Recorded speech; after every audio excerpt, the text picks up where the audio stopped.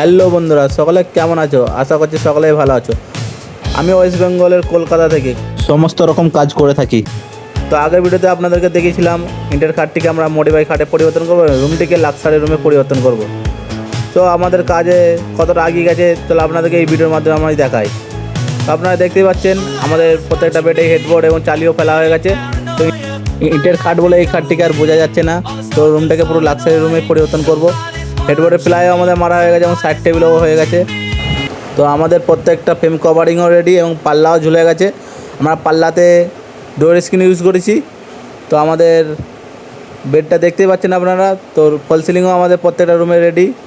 আমাদের total room আছে এখানে 18টি রুমে 18টি রকম প্যাডিং হবে এবং 18টি রকম ফল সিলিং হবে এবং প্রত্যেকটা রুমের কালারও আলাদা আলাদা রকম হবে।